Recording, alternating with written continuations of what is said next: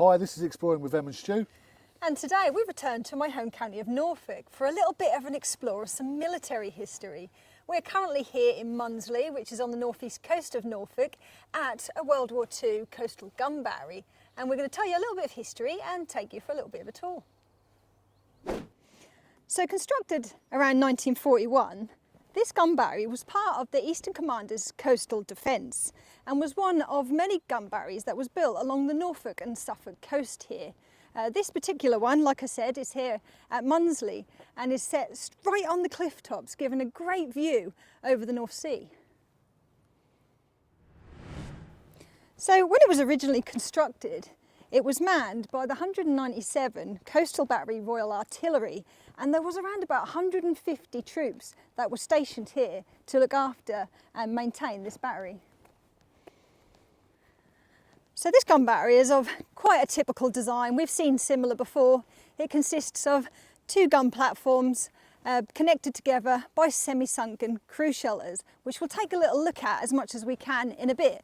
But let's first take a look at these gun platforms. So here we are at the northern gun platform, and if you just take a look down here, you can see that this is where they would have had one of those two 6-inch Royal Naval guns that were basically reused from World War I, and that would have been mounted on these bolts, which sadly have recently been removed. But if we can find a picture of what it used to look like, then I'll pop that in now. Now this gun platform would originally had a large roof over the top, but again, sadly that's been removed. They often have been. We don't very often find them with the actual gun houses and the roofs still intact. But I can only assume that this probably is part of that sort of mounting. I assume that it was probably metal. There was certainly something fixed just here. But if we take you over here, now of course, like all guns, they needed to have ammunitions, and they were usually stored in a magazine, often semi-sunken magazines. And that's exactly what we would have had down here. So, Emma's just given a nice little bit of introduction as usual, and it is really quite sad that these have been blocked up, for good reason though. They are for good reason. Yeah, I mean, but this is actually... I will say one thing before you start, that wasn't good. I'm sorry, but chopping off those when no one comes up here was ridiculous. No, we do believe that the reason why they removed those bolts is because they said they were a trip hazard. And maybe people might have tripped over and fallen into the sea. I mean, it's very unlikely. I do know the locals were actually quite outraged when they did this. Yeah, it's quite bad. I mean, I'm glad we got to have a look at it before they did that, but sadly we didn't get to make a video. But apparently the local council did actually apologise after doing it. I think I did read that. Yeah. But of course there was already an awful lot of this gun battery removed before that. Yeah, of course. You know, with the roof probably was scrapped. Of course, the guns were actually removed not long after the war, in around about 1946. Yeah. Often the case. But yes, like we were saying, it's been blocked off. We're in quite a prominent position here. This is quite a touristy area. A lot of people visit. It's very easy to get to. Yeah. So obviously it's not overly safe. No, it's not. Down there. But I mean, you can imagine what this would have been like. So I know I'm looking at the sky, so you've just got to imagine it. So the metal roof would have come over. We've seen the same examples at Beacon Hill. They are good examples. I always refer back to Beacon Hill because it had a lot of the original features. Yeah, in Harwich. But of course, we've also been to the one at Bordsey as well, quite some time ago now. Yeah. Which was very much like this, but bigger. And we did actually get inside that one. So I might pop a little link just at the top or in the description so you can have a look at us exploring those sort of semi-sunken rooms. Exactly. But I mean, the roof, I mean, to be honest with you, comes out to around about, well, obviously you can see where the metal strut would have been each side, and then literally it would come around about here, just over the gun.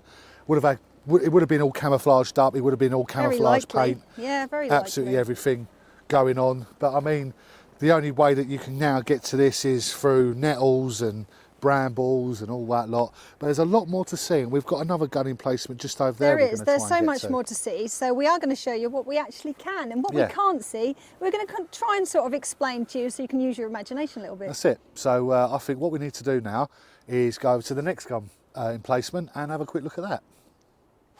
So here we are at the south gun platform, and as you can see, yet again, this is where that 6-inch Royal Naval gun would have been situated on these great big bolts that have been now sheared off. unfortunately. Again, we would have had a large canopy over here, sort of given a bit of protection to the gun as well as the crew. And also, just like the other one, we've got access down into the underground magazines, as well as sort of shelters and bits and pieces. Next bit, so we're here. Emma's just done another little bit just to explain about the bolts being sheared off and the canopy. Identical really to the other one. Yeah, but what we can do, this one's got a bit more of a grate on it. So if Emma shines her torch through, we'll see if we can... See if we can take a little look. There's not much, I'll be honest with you. You can't see loads. I believe it pretty much just goes straight down and then off to those sort of subterranean rooms. Yeah. But we can walk on top of them and we can sort of explain a little bit as to what we've got underneath our feet when we go down there. Yeah, so, of course we can. Obviously people come up here quite a lot. There's a couple of people that are walkers exploring the area. It's nice, we've seen plenty of people and it's good here because they've actually got information boards that tell you about it. So if you don't know anything exactly, about it, and obviously this is a lot safer up here now because they sheared bolts off. we're not going to fall into the sea. Yeah, we're not going to fall into the sea, which is fantastic. Obviously, as you can probably tell by me and Emma's tone, we're not impressed. A little bit of sarcasm there. It is, but yeah, this is a really, really interesting place, and it is a shame we can't get into this part of the building. But as we said, we've been down to Broadsea, we've done a little bit down there. It's sort of the same thing, but on a smaller scale, and that's it, isn't it? Yeah. So we are going to walk on top, but I just want to quickly show you the view, and this is the view they would have had leading out to the North Sea.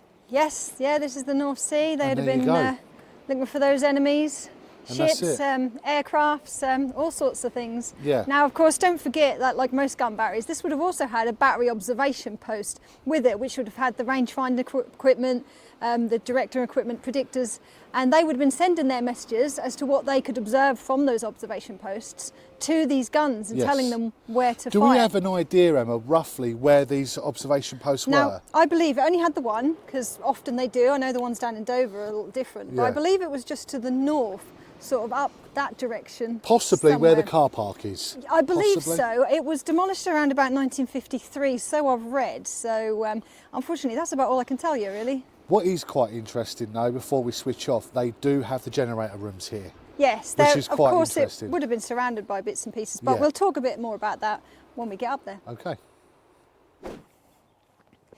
So leading from the gun emplacement, that's just behind us, we're going to talk to you a little bit about what these semi-sunken rooms would have consisted of. Now, these are very typical of other ones that we've been to, so we think that our guesses are probably quite good guesses. Now, I'm assuming that the first room that we would have come to would have been around about here, and it likely would have been the magazines for the shells and the cartridges right close to the guns so they could quickly get them in when they needed to.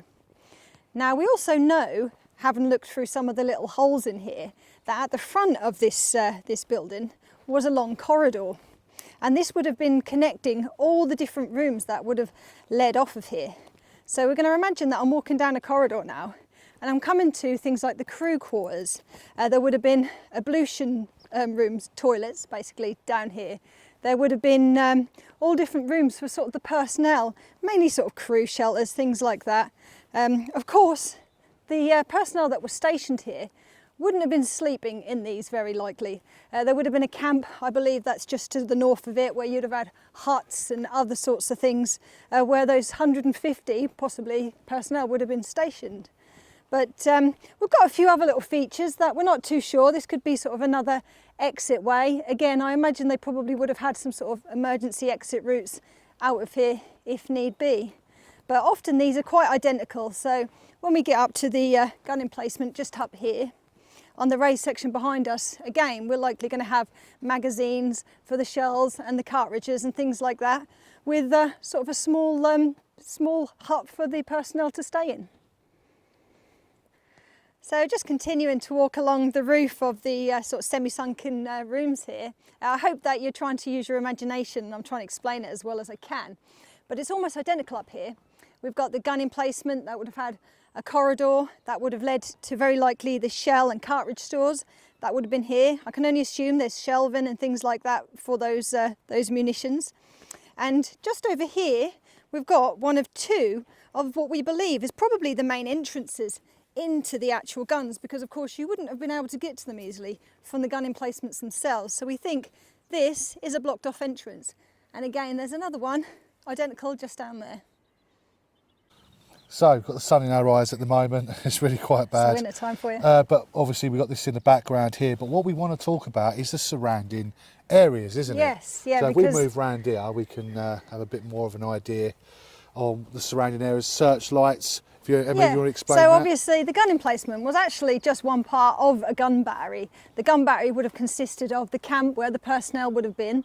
And again, I've sort of explained that. I think it would have been just sort of to this north area here, so I believe. Now, like most gun batteries, they would have had searchlights. I believe these were actually mobile searchlights that were mounted on concrete sort of plinths and sort of wheeled in and out of a hut when they needed to use them, obviously in the evenings. But if we just come up here to the west a little bit, we've actually still got an original structure. Now, we believe that this particular structure would have been one of 2 generator huts that would have been here. And we'll take you for a little look around the other side, because I don't believe this is actually being used, unlike the other one, which has been turned into a garden shed, and see if we can give you any sort of little signs as to what this definitely was. So, what Emma was just saying, this is one of the original structures. Now, possibly the paint isn't original, possibly the door isn't original, and certainly not the padlock. No. But a lot of the stuff on here is, which is really interesting. Obviously we've got a blocked up window there, and obviously this is the entrance to the door. It's got obviously a bit of barbed wire or chicken wire, stopping bats most probably. So, and I think that's where the most problem is with the gun battery, isn't it? Because they have got bats in them. Yeah, that's why I believe it's actually got the grates on the top, so it does allow not only sort of a bit of ventilation, but it also allows any bats, that we have a lot of them around this area. Yeah. So they had to put that in. I don't know if this has got bats in it, but as you can see, like Stu pointed out, the ventilation sort of bits would have been around the top. Now, generators often had ventilation. At the top of them, definitely at the top. Which leads us to believe this was sort of a generator room. Yeah. Of course, it would have been the only source of power for the whole of this gun battery. And there was 2 of them. There was one at the other end, which we just said belongs to the holiday homes, and then one up here. Yeah, that's right. So the southern generator room, we believe it was a generator house, is somebody's garden now, basically. So we didn't want to go and sort of encroach on their privacy. But this one is clearly being used for something, but it's just at the side of the path. But yeah, it's got a few of these blocked up windows. They're quite large windows, and we often see large windows in generator buildings. Again, maybe it's for sort of ventilation. Maybe this had a bit of a dual purpose, but it's nice to see that it's still here, even if it's not solely original. We've just come round to the side here. This is a very, very quick bit, but we always get very excited when we see original things like we were just saying a second ago. And just there, you can actually see the original grates. What we were talking about over here, you can actually see there. And that's always really impressive to see something that's original. Yeah, we'd like to have a little bit better of an explore of it really, but obviously we can't get in it.